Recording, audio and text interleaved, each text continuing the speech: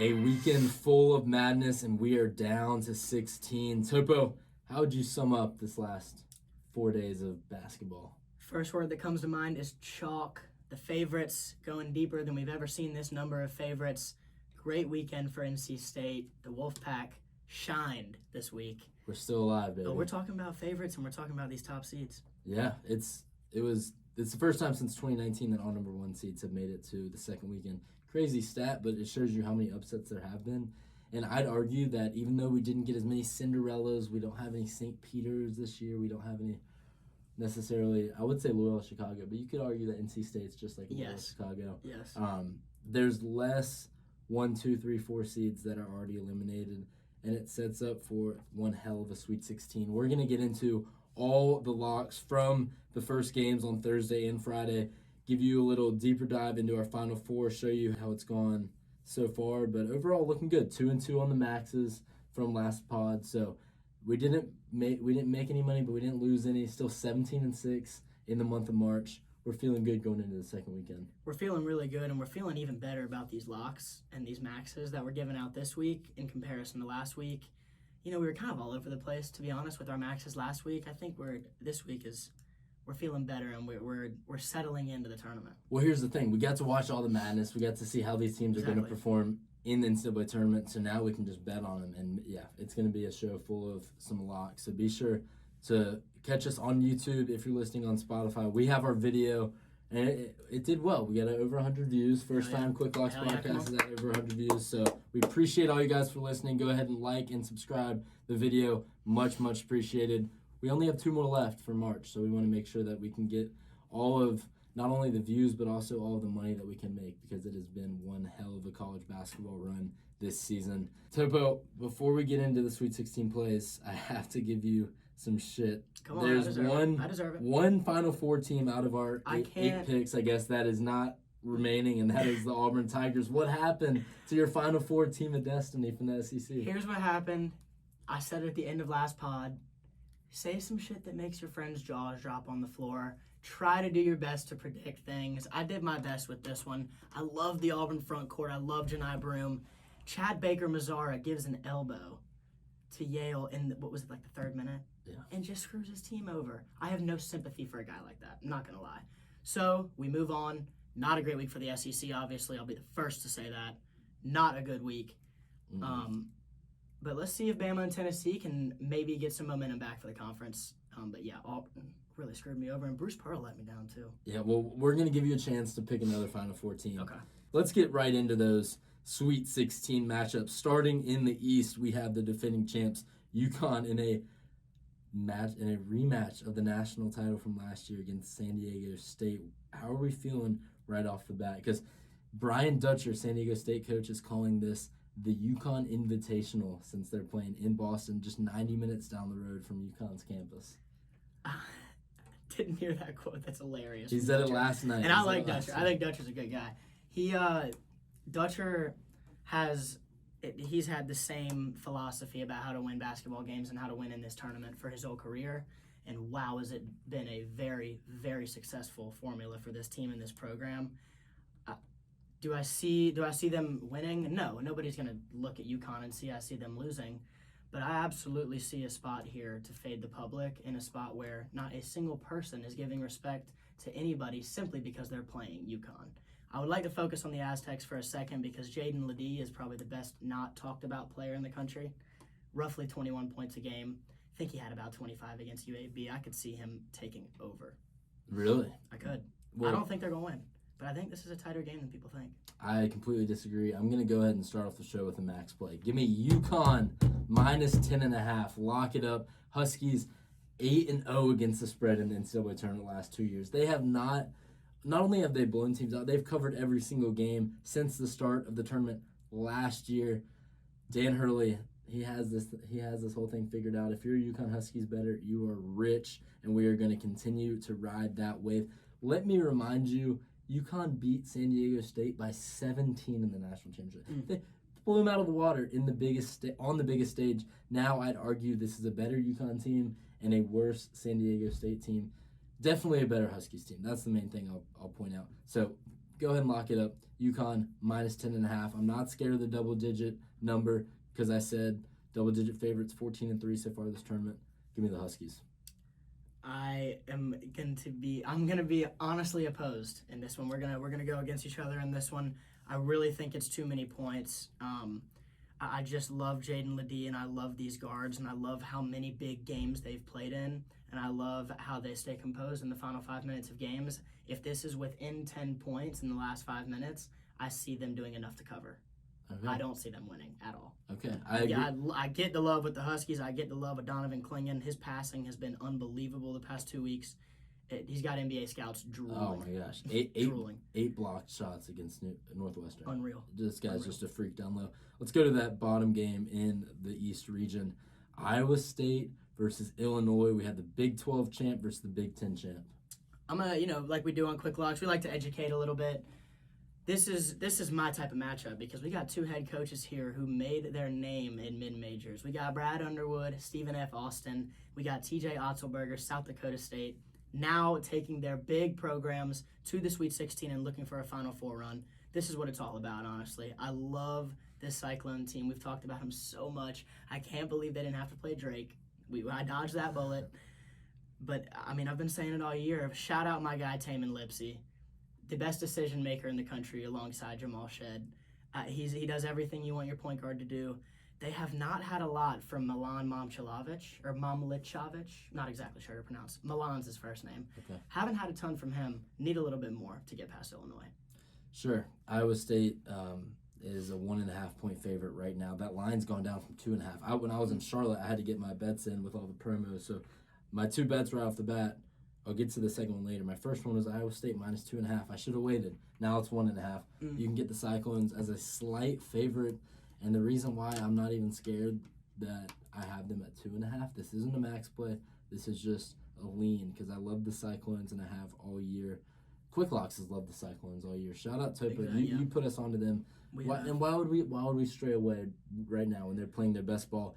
The Cyclones are the best team in the nation against the spread, 26-10 on the number, and they're 5-0 in the postseason. They've covered the Big 12 tournament and the NCAA tournament so far. They've covered their games by an average of 12.6 points. This is a team that Vegas just can't give enough love. I like the Cyclones. I couldn't agree more, and they didn't even look their best against Washington State. And to play devil's advocate for a second, Terrence Shannon has been the MVP of this tournament. Unquestionably. He is the best scorer, the best offensive player here alongside Dalton Knecht, in my opinion. But this is, if there's anybody to knock out the Cyclones, Terrence Shannon's going to have to throw another 30 ball, I think. But obviously I could see it. But if this gets into a high-scoring game, very interested to see what happens. But, I mean, what matchups we got in the East region? So good. So, Topo, just to remind you one more time, your pick to win this East region lost in the first round. Yeah. So I'll give you a chance to redeem yourself. Yeah. Who's going to replace Auburn in the Final Four? I've got to stick with what I said last week. I can't just say UConn just to go with everybody. I'm going to go with the Cyclones. I mean, it's been 3 months of us talking about them. I feel like I have to. I love it. I have, Iowa State. Don't fade them now. This team is hot. If it ain't broke, don't fix it. Yeah, and they're if there's one team other than Houston that's backing us up for our love for the Big 12, it is Iowa State. So absolutely. I hope they continue to do so, and I think they will, especially against Illinois. Playing UConn in TD Garden is going to be tough, but you never know. You never know. Let's go down to the West region, where our dream matchup of Caleb Love versus RJ Davis is still alive. We have a 1 versus 4 matchup with UNC-Bama, and then a 2 versus 6 Arizona-Clemson. Where do you want to start? I like to start with the Heels. They deserve it. Armando, what a week he just had. Mr. TurboTax, man. I mean, guys all over the freaking television now. This is crazy. This is crazy, and he's putting up 20 and 10. Good for Armando. Good for him. This was about as good of a start to the tournament as he could have asked for. Yeah, I mean, he's using his size and his experience to his advantage. You can tell that he's been in college for more than most, just based on how he defends off ball, his how he moves off ball on offense as well. And I got to talk to him in Charlotte, and just really humble guy. Really happy for him, to be honest. And I'm a UNC hater, so I'm not just saying that hype them up for no reason. That's an NC State guy giving the most respect in the world to a UNC guy. Just to put it in now, respect. will I give that respect to guys like Cormac Ryan and Elliot Cadeau? No, I will not. But Armando Bacot, he's deserved it. He's given back to the community in more ways than one with all the money he's made for NIL. So shout out Armando Bacot. Does this Alabama team have a chance to take down the top-seeded Heels? They always do because of this coach and because of the way they shoot the three. And UNC, extremely impressive on the defensive end last week, especially against Michigan State. But Alabama has an it factor where if they are going, they are going, and they can score 100 on anybody. So I'm not having a lock here, but I do think Bama with the points is a good play. But I'm that's just a lean, definitely no lock for me. I have a lock. I have a max play, actually. I'm just knocking off the pot. Are you about to ride the Heels again? So, Mark Sears for Alabama, averaging 28 points per game, 8 rebounds, 5.5 assists. Jalen Brunson. So far this tournament. Jalen Brunson. He's a beast. Mark Sears is a beast. Don't get me wrong. Watching Nate Oates coach Alabama in that Grand Canyon game, I could just see it in his eyes. He knows that this is not the best Bama team that he's coached. Probably not even close. And Mark Sears is really the only reason that they survived Grand Canyon. I thought they were a team of destiny playing up in Spokane. But Alabama survived. Now I think they run into a UNC team that can defend better than anybody else. And when they have that high-intensity defense going, they can blow teams out. And if you're playing Alabama and you can stop them from scoring, then you can control that game from start to finish. And I think that's exactly what UNC is going to do. Give me the Heels, -4. If you can get it at -3.5, do it. I'm locking that in. Max play. 93% of the tickets are on the Heels at -4.5. I don't care. I'm gonna ride the public here as well. These 3-and-D wings for these top seeds have become the X factors of this tournament. Period. I'm going to go, as we lead into the next game, Pele Larson for Arizona has been their X factor. 3-and-D, guarding the best player, knocking down open shots. Just like we talk about, Harrison Ingram, UNC, guard the best player, knock down open shots. Baylor Shireman even, Trey Alexander even. Creighton's got multiple guys. Yeah. But focusing on this Arizona game, I really, really think that they're playing too well right now to get beat by Clemson, but Clemson has found their second scorer. Chase Hunter has emerged. I was lucky enough to play against him in middle school a few times. He actually dunked at my middle school. It was the first time my middle school ever had a dunk. It was pretty cool. I was going to say, you don't see that much in the middle school. Yeah, games. actually. Definitely not where I went to middle school. Definitely not where I went to middle school. No dunks. But yeah, Clemson's got 3 scorers now, it seems. And are they going to be able to keep up with Arizona? I don't think so.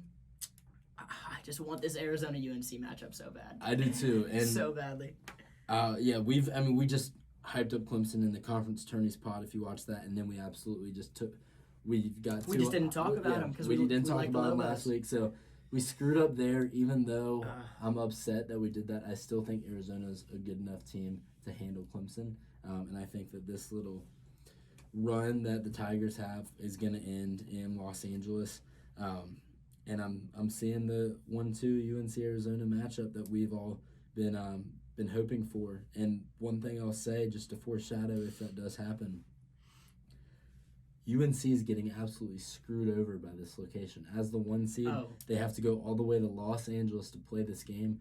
Arizona is going to have a majority of those fans, which UNC is not used to because they travel exceptionally well. I think Arizona is in a prime spot to make it to the Final Four in Phoenix. Absolutely, and definitely one of the reasons why they were a Vegas favorite to win the region beforehand is this location. And still are. Yep, and still are. Plus 150. You can get Arizona right now. UNC's plus 200. It's odd because the public's betting UNC to cover these games, and they still are. But I think UNC Arizona. We'll just go ahead and do it right now. Hypothetical spread. What do you think it would be? I have Zona minus 2.5. I could give you a real answer in a minute, but I do think it would be. I think it would be Zona minus 1.5. I was just gonna say I don't think UNC analytically will get the nod there. I agree. Because on every formula, they're below Arizona. It'll be interesting to see how the public handles that one. But Yeah. I'm still taking UNC -4 in this West Region matchup against Bama. And then at that point, just hold your breath. I hope that Zona can win and we can have that matchup. Let's go now to the South. Houston and Duke. A great matchup because you have arguably the best team. Well, Quick Locks loves Houston. We love Houston. I'm just gonna go ahead and say this. I think Houston surviving in overtime against A&M. As someone who picked Houston to win my bracket, and as someone who has a lot of futures money on the Houston Cougars, I feel even better after they survived overtime. They were in deep foul trouble that whole game. They had to go deep on their bench. Kelvin Sampson pulled his boys together, and they pulled through in that game with Jim Nance in attendance. I think that overtime survival, getting tested early, is huge in this tournament because they won't hesitate next time they're in that situation. I'm feeling even better about this Houston team now. They come back to get to play in Texas. They're playing in Dallas. I like Duke a lot here. I like Houston a lot here. Not only to beat Duke, but also to get by that next matchup. And Taft, you were spot on with the way you talked about Houston last week too, and the love you gave to Emmanuel Sharp. He's been their best player through 2 games. Yeah. He has absolutely been their best player. He's hitting everything, and not the best 3-point shooter for him as a player, but wow, is he shooting the ball lights out right now. Emmanuel Sharp, Jared McCain, and DJ Burns have taken a hold of this region right now, and Jared McCain and Emmanuel Sharp, who's going to start missing threes first? Whoever does, I think it's McCain because of Houston's defense. Obviously, we're biased. We've loved the Cougars all year, but that's my opinion. Could this get to a super high-scoring game like the A&M game did? Yes, and Houston has proven they can win games like that. Yep. So I'm going to keep riding the Cougars just like you said. McCain was 5 for 5 from deep. He's a joke. With 10 minutes into the game. He is really, really good. If he does that again, I think it's just going to be a dogfight, but I don't see it happening. I like Houston in this game. My friends know I ain't a Jared McCann fan off the court, to be honest with you. He is incredible on the court. Top 10 pick, man. Top maybe 6 or 7 too.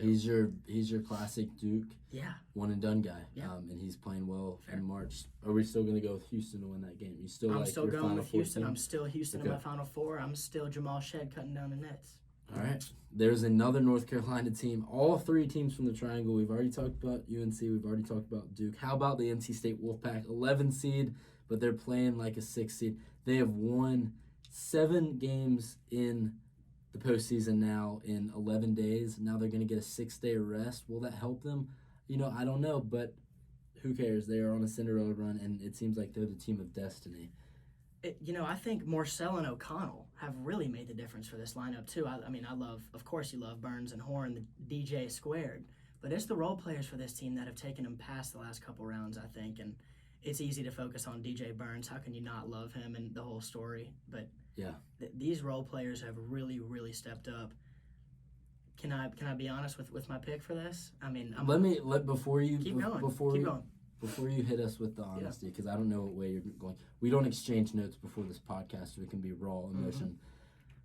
Mm-hmm. And the first thing on my notes for NC State is role players stepping up big. DJ Horn, Michael O'Connell, they're hitting their shots. You got Ben Middlebrooks and Mohamed Diarra cleaning up down low, just being big bodies to assist with DJ Burns, who just goes to work. Role players have really stepped up and been a big key in this NC State run. All the loves on DJ Burns, deservingly so, because he's just dominating 24-11 against Oakland. NC State being the story of the tournament is just incredible. It makes my dad so happy. I got to watch the game with him again in Charlotte. Come on now. Wolfpack are hot. Now, Topo, be honest with me. Who are we picking this game? I'm going to be honest, but not in a bad way. The line's 6.5, so there's still disrespect towards the Wolfpack. Yeah, and no lock, no anything. I really wanted to. Tyler Kolek's my favorite player in the country, and he didn't get to play the last 4 weeks, and he came back and had 2 double-doubles, and you're not going to hear about it in the media. You're just not, because he's not a flashy guy, and he's not going to talk a lot. He's just barbecue chicken. He is just straight barbecue chicken. What does that mean? He just gets buckets however he wants. It's like, it's not flashy. It's not sexy. He just gets buckets. Barbecue chicken. And he's not like making dudes fall. he's like gonna get a foot in the paint and like hit a floater or something like kind of ugly. Yeah. Like I won't lie, he's kind of an ugly basketball player, but he'll put up 20 and 10. And that's what I think is gonna keep happening. Is it called barbecue chicken? It's his saying. It's like, well, it's not like his official saying, but like he made it into his little mantra. Okay, I'm there for it. Yeah, back-to-back double-doubles in his return to strong. And people don't forget that they had a very strong run in the Big East tournament without him. They were hanging with UConn for a majority of that national championship game. Could have won the Big East title without him. Yeah. I mean, and people just wanted to continue to look for ways to hate against them. Cam Jones just took over while Kolek was gone and put up 20 every game. This team has everything. They literally have everything. It's Shaka Smart's first trip to the second weekend of the tournament since he took Wichita State to the Final Four way back when. That was back in our heyday. Way back. That was back when Topo was getting dunked on in middle school basketball by Chase Hunter. Yeah, no play in this game for me. I'm just going to sit back and enjoy and hope the Wolfpack can keep giving America a show. Lean DJ Burns over. Only 14.5. Little disrespectful again. Oof, I like that.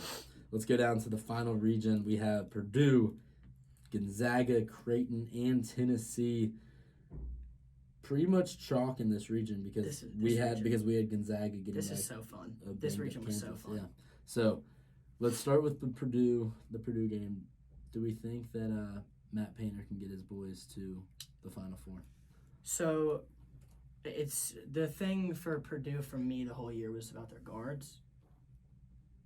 They just killed a really, really good Utah State team, and their guards looked incredible. Braden Smith looked really good. It's not about Purdue for me. It's just all about the Zags, baby. Come on. It's just all about the Zags. Anton Watson could have arguably been the best player of the first weekend. You're not going to hear his name. You're not going to see his stats anywhere. He was 1 assist shy of a triple-double night one when they blew out McNeese by 30. And then when they blew out Kansas, he controls the game from a position where you're not supposed to control the game. It is incredible to watch. It's so fun. It's so different. And it's a different philosophy than Mark Few typically has. But it's a Mark Few team in March, baby. He just made his 9th straight Sweet 16. Can we give the man a little credit? Wild. He is insane. This is my lock of the tournament. Give me the 6 points for Gonzaga. I love it. I'm sprinkling money line. Let's go. I'm not sprinkling money line. I'm putting like a couple units on money line. That's a hammer. We're hammering that. These Gonzaga bigs are way too fast and strong for Zach Edey. Both. Zach Edey's a great scorer. I don't think he's fast or as strong to match 7'4". I understand the specimen he is. Gonzaga is the matchup for this Purdue team. I'm telling you. Let's go. And you've been saying that all along. I've been saying this all along. I was not right about a lot last week. Wrong about Auburn. Sanford didn't get the outright W. They did cover, though. Charleston didn't stay close. But I was really, really, really correct about these Zags. And I really don't want it to stop. This is my ticket from the podcast last week. Gonzaga, plus 500 to make the Elite Eight. We are one Zach Edey choke away from that happening. We're both sitting on that future, and I am additionally sitting on a cool little sprinkle for the Quick Locks community. I have a 5 seed to win the national championship at 24-1. Oh, I like that. And there's 2 remaining, only 2, but maybe if San Diego State can pull off something, interesting play. I think you should definitely be focusing on Gonzaga in that. Absolutely, exactly. Purdue has lost 5 of its last 6 Sweet 16 games under Matt Painter, so this is a round that they historically lose in. And 2 of those games they were favored in. Go back to St. Peter's in 2022 and in 2019 versus Texas Tech. Wow.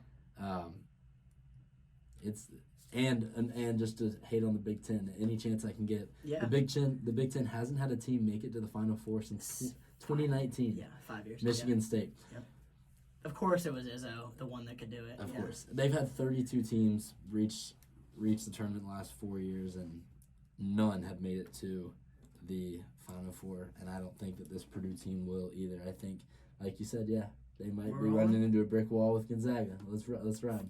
Dude, three guys at least 6'11" play. They don't lack size. They don't lack strength. This is perfect. I'm serious. We have another stellar matchup on the bottom half of this region. 2 versus 3. Can't ask for much more in the Sweet 16 round. Tennessee and Creighton. I know that you like a lot that both of these teams do. How are you going to handicap this one? So I'm going to, first of all, this region is sick, and it literally represents the whole landscape of basketball right now with the coaches and the youth and the experience and the portal. I'm going to handicap this game by focusing on flaws because I know everything that Creighton and Tennessee can both do so well. So I wanted to try and find, what do they do kind of poorly? Creighton doesn't force enough turnovers for me. They rank over 300th in America in forcing turnovers. I don't think being in a shootout with Tennessee is the way to beat Tennessee, allowing their guards to keep going and roll. I think you have to make it a defensive game to beat Tennessee. And I additionally think you have to make it a defensive game to beat Creighton on the other side of it. So I'm going to handicap it like where's the better defense, and I'm going to go with Tennessee. Yeah, they play great defense. Yeah, Rick Barnes. Has a good formula there. They looked really solid defensively against Texas, and they've got, is it 3 players that are older than us, seniors in college? I think they have 3 guys that are at least 23 years old. I think they have to with Josiah Jordan James, Santiago Vescovi, and then maybe I do. I was gonna say I do. I'm not sure how old he is. Ziegler's older too. Yeah, and then Creighton, you look at the other side, they've got a great mix. I love how we have experience. I hate that you just said that. I hate that we have to look at teams now and say who's older than us, because that's how you know they're old. It's crazy. It's crazy. I think something that people have forgotten about in this NCAA tournament run compared to previous years for Tennessee is the guy Ziegler didn't play last year with the torn ACL. I was sitting in on an interview we did with him for CBS, and the first thing he said is, he's like, man, I wasn't here last year, and I was a big factor of that team. And he's back this year playing well. I will say this, too, being at both of those first 2 Tennessee games, I don't think Dalton Connect has shown his best stuff yet. Oh, far from. He's putting up good numbers for him. They're not great numbers, but a lot of that's coming at the free throw line. He hasn't been hitting as many shots as he usually does. I think Dalton Connect, either in this game or in that Elite 8 game, because I do think they're going to win. They're my Final Four pick. I think he's going to go off for like 30. And people are going to be like, damn, this guy is actually legit. This guy is legit, yeah. So I like Tennessee against Creighton, and it's a pretty low number. All these games are low numbers, which is so awesome. I like Tennessee, too. Tennessee and Gonzaga. Let's go to our Final Four picks now. So, are you still going to ride with the Bulldogs? I'm heavy riding with the Zags, even potential double down. All right. Well, we have our Final Fours pulled up. You have Iowa State now instead of Auburn. Arizona, Houston, Gonzaga. You like it? You sticking with it? I'm sticking with it. I do think Arizona this is their year for the run. Okay. I like that.